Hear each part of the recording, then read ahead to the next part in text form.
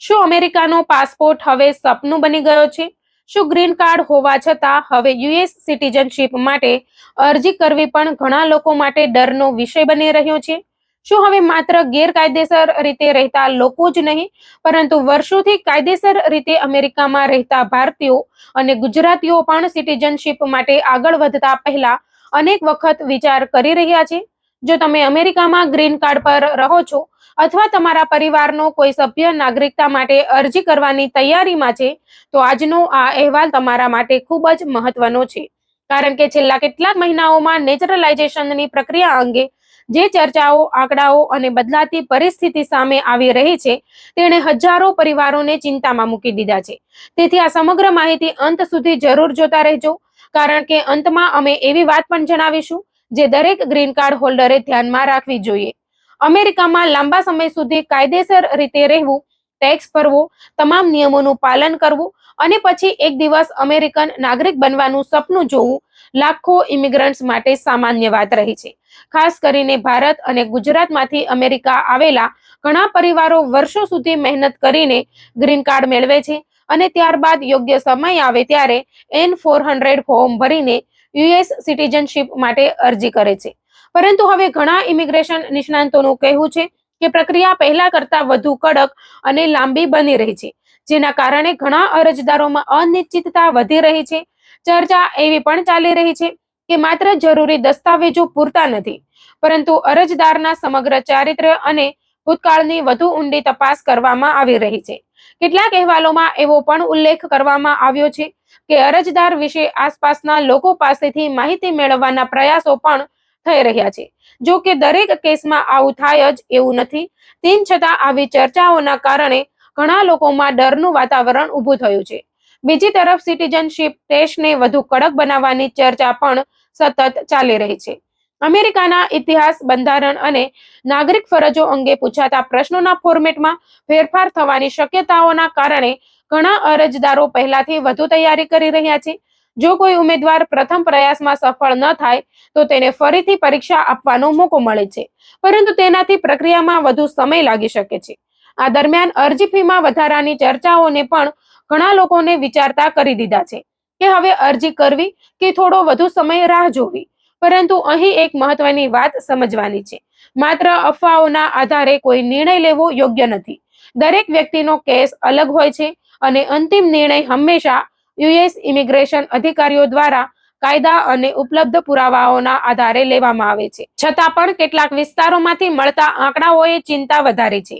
ઉદાહરણ તરીકે શિકાગો વિસ્તારમાં નેચરલાઇઝેશનની ગતિમાં નોંધપાત્ર ઘટાડાની ચર્ચા થઈ રહી છે. અગાઉ જ્યાં હજારો લોકો નાગરિકતા સમારોહમાં સામેલ થતા હતા, ત્યાં હવે સંખ્યા ઓછી જોવા મળી રહી હોવાનું કેટલાક અહેવાલોમાં જણાવાયું છે. વર્ષ 2022 દરમિયાન શિકાગોમાં અંદાજે 33,000થી વધુ લોકો નાગરિક બન્યા હતા, જ્યારે 2026 દરમિયાન અત્યાર સુધીનો આંકડો તેના કરતા ઘણો ઓછો હોવાનું જણાવવામાં આવી રહ્યું છે. આ પરિસ્થિતિએ ત્યાં રહેતા ભારતીય અને ગુજરાતી પરિવારોમાં પણ ચિંતા વધારી છે.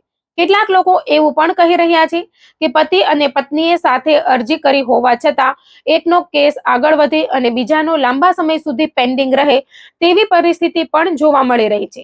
જો કે દરેક કેસના કારણો અલગ હોઈ શકે છે અને એક કેસના આધારે બધા માટે એક સરખું તારણ કાઢવું યોગ્ય નથી. હવે સૌથી મોટો પ્રશ્ન એ છે કે લોકો અરજી કેમ ઓછી કરી રહ્યા છે. એક કારણ એ પણ જણાવવામાં આવે છે કે લાંબી પ્રોસેસને કારણે ઘણા ગ્રીન કાર્ડ હોલ્ડર્સ આંતરરાષ્ટ્રીય પ્રવાસ ટાળી રહ્યા છે. અરજી પેન્ડિંગ હોય ત્યારે ભારત જવું કે બીજા દેશમાં પ્રવાસ કરવો જોઈએ કે નહીં તે અંગે લોકોમાં ગૂંચવણ રહેતી હોવાનું ઇમિગ્રેશન વકીલો જણાવે છે.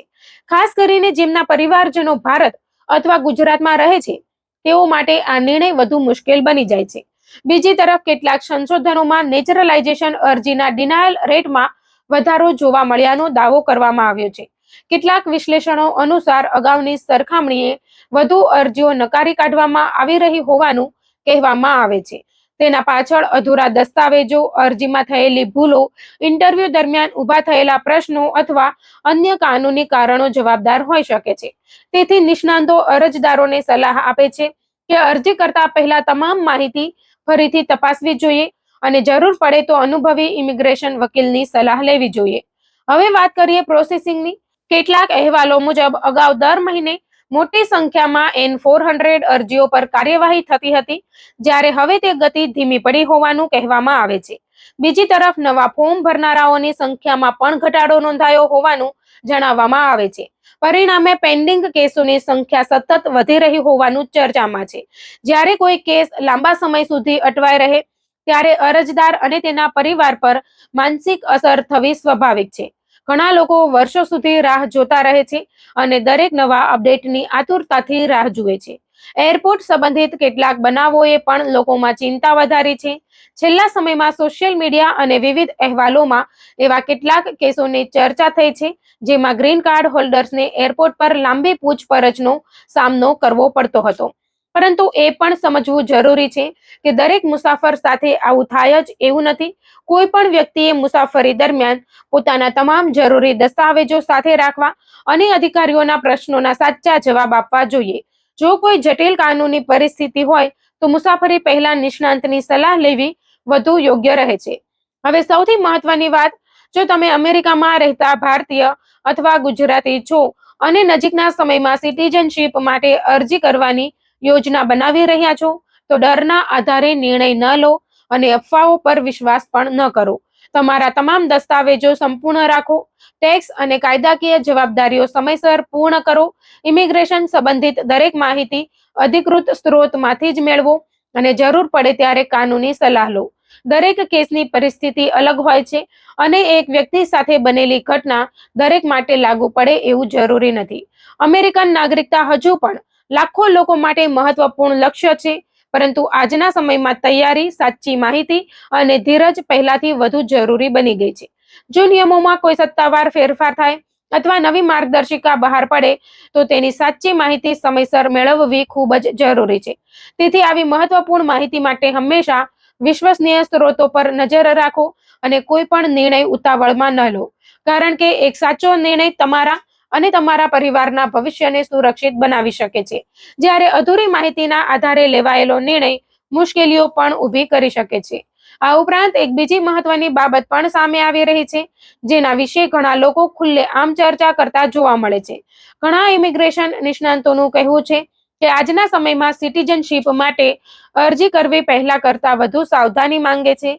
જો તમારા જૂના રેકોર્ડમાં કોઈ નાની ભૂલ હોય, અગાઉ કોઈ કેસ થયો હોય, ટેક્સ સંબંધિત કોઈ ગૂંચવણ હોય અથવા અરજીમાં આપવામાં આવેલી માહિતી અને સરકારી રેકોર્ડ વચ્ચે તફાવત જોવા મળે, તો અધિકારીઓ વધુ સ્પષ્ટતા માંગે તેવી શક્યતા રહે છે. તેથી અરજી ઉતાવળમાં ભરવાના બદલે દરેક દસ્તાવેજને 2-3 વખત ચકાસવો વધુ સમજદારીભર્યો નિર્ણય બની શકે છે. ખાસ કરીને અમેરિકામાં રહેતા ભારતીય અને ગુજરાતી પરિવારો માટે આ સમય સાવચેતીનો છે. જો તમે આગામી મહિનાઓમાં સિટીઝનશીપ માટે અરજી કરવાની યોજના બનાવી રહ્યા છો, તો પહેલા તમારા તમામ immigration record, tax return, travel history અને અન્ય જરૂરી દસ્તાવેજો એકવાર જરૂર તપાસી લો. સાથે જ સોશિયલ મીડિયા પર ફરતી દરેક વાતને સાચી માની લેવાની ભૂલ ન કરો. માત્ર અધિકૃત માહિતી અને વિશ્વસનીય કાનૂની સલાહના આધારે જ આગળ વધો, કારણ કે યોગ્ય તૈયારી સાથે કરવામાં આવેલી અરજી તમારા સપનાને ઝડપથી સાકાર કરી શકે છે, જ્યારે નાની બેદરકારી પણ લાંબો વિલંબ અથવા વધારાની મુશ્કેલીઓનું કારણ બની શકે છે. તેથી સમજદારીપૂર્વક નિર્ણય લો, નિયમિત અપડેટ મેળવો અને તમારા ભવિષ્યને સુરક્ષિત રાખવા માટે દરેક પગલું વિચારીને ભરો.